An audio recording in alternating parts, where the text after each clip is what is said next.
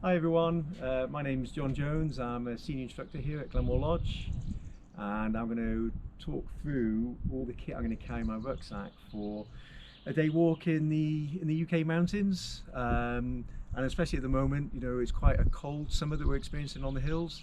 So I'm going to chat through kind of what is the essential and then some of the extras I might take if it's a bit cooler or if it's kind of later in the season, getting towards autumn time.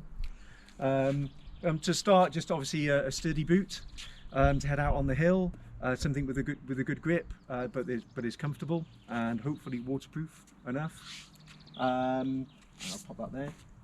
And then, sort of clothing-wise, I've got a kind of pair of soft shell trousers on, but sometimes it might be quite warm, and you feel more comfortable wearing shorts.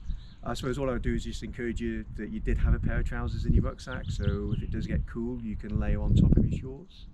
And then obviously a thermal base layer, and then a kind of fleece mid layer, and that's my kind of starting. In the temperature we've got today, it's a kind of light southwesterly wind, but it's only about 12-13 degrees here, so that would be my kind of normal clothing I'd wear to start with.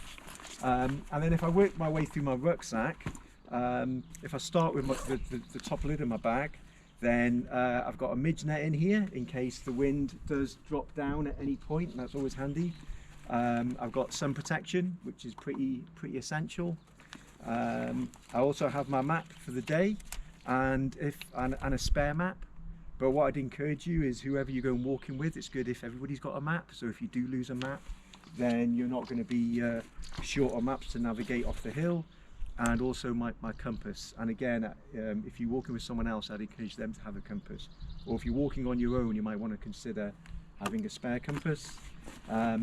And then depending on the time of year, so I'm not going to carry this now in June when we've only got a few hours darkness here in Scotland, but I'm certainly going to start carrying this on the hill with me when I get to probably towards late July onwards.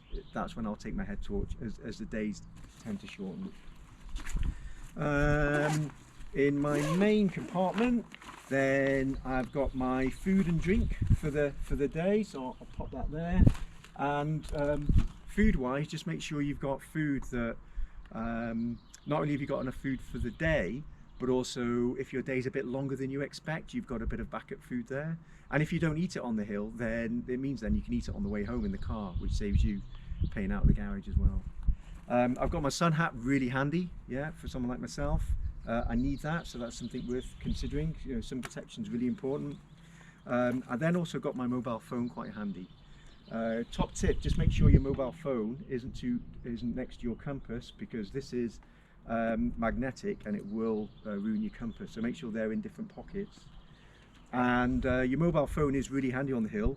Make sure it's in a waterproof case, but also it's worth getting some of the mapping app on your phone, so you've got that as a bit of a backup if you need to relocate, because maybe you're struggling with a map and compass. If you can relocate on your phone, it means then you can relocate yourself on your map to help you get onto the right path again. When I'm on the hill with my phone, what I tend to do is make sure it's fully charged, and I'll also put it in flight mode, because that'll help save battery life. But I'm not using this as my main means of navigation, because it's really difficult to actually navigate using the phone. You definitely want to use your map and compass. This is more my backup to work out where I am if I do get a little bit misplaced or I need a bit of help. It's worth having the What 3 Words app on here as well, because sometimes emergency services might ask for that if you are needing help. But even better is a mapping app that will give you a good reference. If you do need to call for help, and as a rescue team would much rather know that someone needs help early on, rather than folk being nervous about calling and leaving it too late in the day. Even if you're just helping someone off the hill with a sore ankle, would much rather know than not know. And so just make sure that you phone 999, ask for the police, and then when you get the police, ask for mountain rescue, because it's always the police that coordinate the mountain rescue. Great. When it comes to sort of other kit, then if it gets a bit cooler, I've got a bit of a lightweight mid layer here, and because it's fairly summer conditions at the moment, this is just a gilet, sort of like a synthetic gilet, so not down, so synthetic, so it'll still keep me warm when it's damp or when it's wet. And then I've also got a set of pretty light waterproofs in here, which today the forecast is for a dry day. So really, if anything, it's not precipitation I'm worried about today, it's actually probably just protection from the wind. But there's not many days that I'll go on the hill without a set of waterproof, so you know, you use your own judgment on that, but you know, it's going to protect me from the weather. Again, because I haven't got much to protect me from the cold on the top of my head, then woolly hat and a thin pair of gloves. Again, if it's colder or later in the season, autumn time, then I'm going to take a beefier pair of gloves so that I don't lose my hands, because if I lose my hands then I'm not going to be able to navigate or use my phone, etc. So making sure that later in the season I've got something nice and warm. And then really the rest of my kit is almost emergency kit.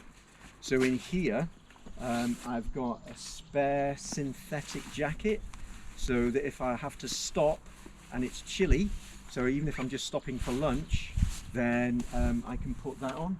Or if there's a problem with someone I've met on the hill or with my group, then I can put it on to keep warm, and I put it on over the top of all of my layers. And again, it's synthetic, it's not down. Again, maybe this time of year, if it's warm, that's something that I might leave behind as long as I've got something else. But as the season goes on, this becomes a regular in my bag. A small sort of first aid kit. This is sort of first aid that would be okay for me and another person with the amount of kit that I've got there, and it's really clearly marked what it is.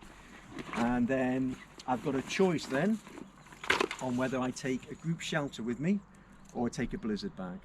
If I'm going out on my own, I may well just take the blizzard bag. If I'm going out with a friend, it might be that one of us has got the group shelter and the other person's got the blizzard bag. If I'm going out with a bigger group, then it will be a bigger group shelter. And for those who haven't seen a group shelter, basically it's a good way just to escape out of the weather and to sit inside it